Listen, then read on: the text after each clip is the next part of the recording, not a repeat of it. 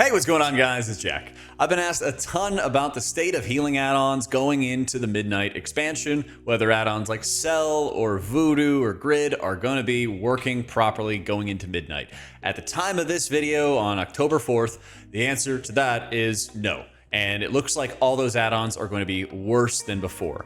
But it doesn't mean that is going to be the final answer going forward. So in this video, we're going to talk about what Blizzard has specifically said is going to happen to add-ons, specifically healing add-ons in the next expansion. We're going to talk about some of the feedback that they have given players and have said that their intentions are for the default raid frames, what they're going to be doing with those. Then we're going to talk about where the current raid frames are at, what they should be added, and what click casting looks like with the default frames as well.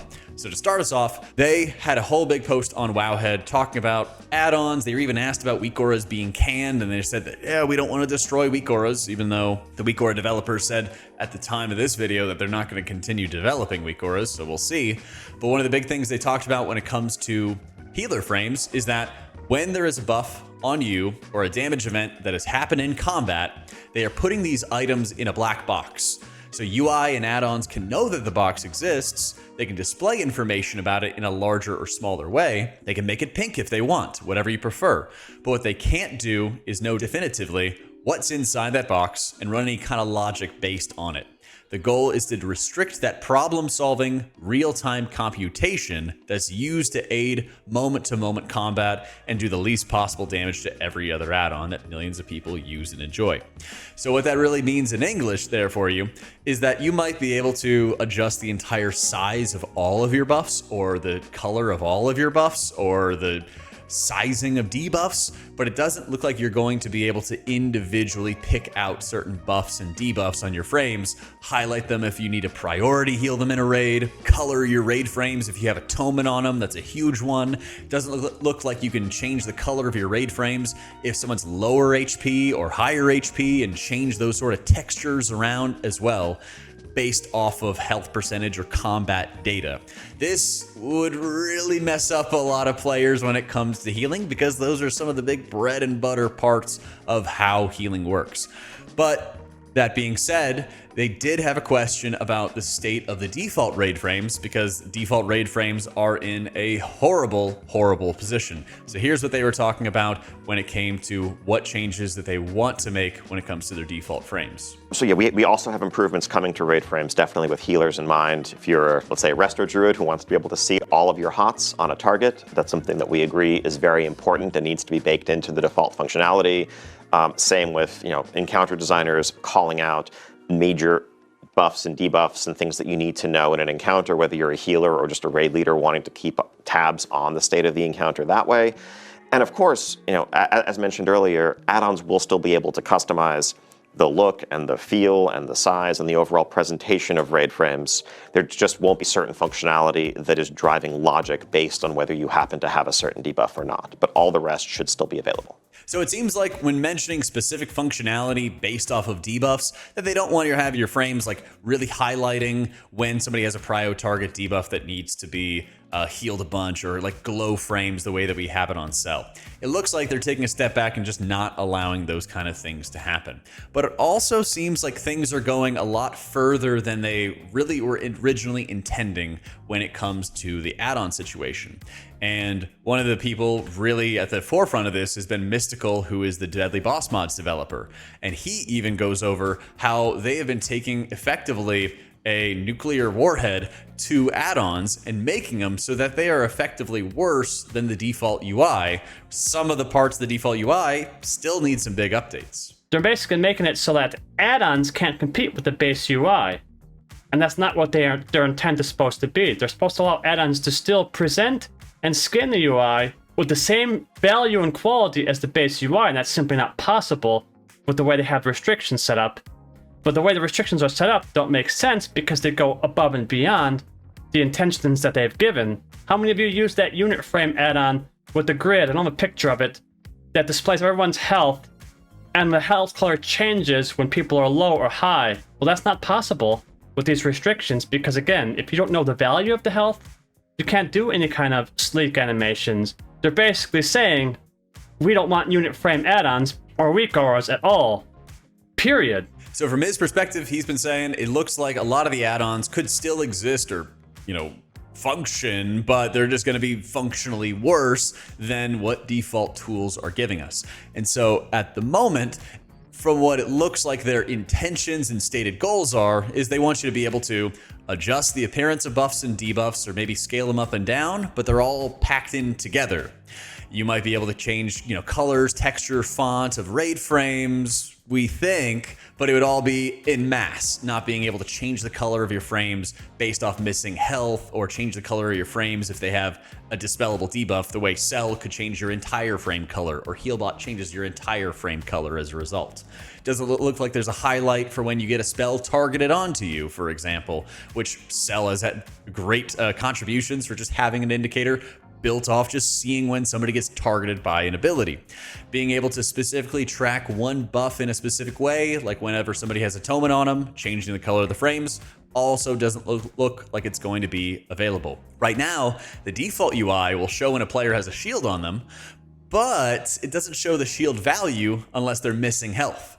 And so if they're full HP, you actually can't see the shield value. You just see a bar that shows that they have some quantity of a shield. And that could vary a lot, whether you have Divine Aegis on a target, which are usually really small shields, or a Power Word shield, which could be very, very large. So I've talked to a ton of healer experts and you guys in chat as we were putting this video together on what is specifically needed if they say they're going to be having this big revamp of healer frames. What do we need? What do we absolutely have to have? One of the biggest things I would say is you need to make sure that a lot of the information that's available by the default UI be available for add-ons to change and adjust the appearance. Now, this can hold true for mana bars or even just having a better mana weak aura rather than what the default UI shows us. But this also applies to changing how your frames are going to be sitting in terms of where they're anchored, where the buffs are going to sit. Because even in some of my footage from like the brief raid test we did, you have very small icons in an order that you cannot control, for one thing, in the bottom right hand corner, and then you have some debuffs in like the bottom left hand corner, and you can't really scale up the size of just buffs or just debuffs. The cooldown manager will allow you to reposition the order of your cooldowns, but we don't have an interface yet that allows us to reposition the order of our buffs or even our debuffs. And so we can't even like blacklist certain debuffs like Sated or Warlock Gateway, for example, that usually just take up and eat up a whole lot of space. I'd love to be able to see some more options to see total shield value. I'd love to see options that can help drive better decision making that healers are going to really use all the time. And part of that is going to involve being able to have things like gradient raid frames and being able to adjust the color of your raid frames based on that missing health. I know that's something they specifically said that wasn't one of their goals, but I think it's something that's been really important to healers for an incredibly long time. Even the sorting for the raid frames at the moment is really weak. You can sort it by group, by role, or alphabetically, which is, I don't think anybody's ever used. But you can't sort by group and then take everybody in group 4 and then make it role based. You only can have it based on that group and only have it the way that it's sorted from your current raid frame organizing. And that also makes it, I think, significantly weaker as a tool. I think those are some really, really weak spots when it comes to the UI. I'd also love it if you could just preview the raid frames while you're trying to customize them, because there's so much information that's valuable for healers. And it's a little strange when you can look at a nameplate with their new nameplate updates and you can see the ability that's being cast, you can see the player that's being targeted by it. So by looking at a nameplate, you can see that somebody's being targeted, or it can even glow when you're being targeted, but you can't have that effect, at least at the moment, on your own raid frame. I would love for that to be added into the game, because if they didn't, it just is a different kind of cognitive load that gets put into the mix that add-ons were already helping you avoid have, and now we're getting ourselves further set back. Now, some of the pruning is going to take off some cognitive load in some areas, but I also think that you're going to have a lot more added into the mix if you cannot clearly see and interpret information on your frames. Now, there's a number of things I want to have. I'm not sure if we're going to have access to it, and targeted spells is certainly the top of the list. I would love it if we could have certain frame glows for PI calls or externals. I think those things are always super insanely valuable. Maybe a solution to that would be having good way of interpreting like pings on our raid frames themselves, so that way it's a little bit easier to see like a dedicated ping slot that we can adjust the size and the shape of the pings that go on to somebody. So somebody could, for example, like assist ping on them if they needed an external, and that way you don't have to look up and then look at a nameplate. You'll instead be able to effectively see it on your frame itself as a way to sort of work around it. Background border styles, I think, are incredibly important. There's a million different textures that people have used over the years for their raid frames, and I think having a huge amount of those would be really helpful. I'd also love to see a huge sort of like quantum leap when it comes to the built-in click casting.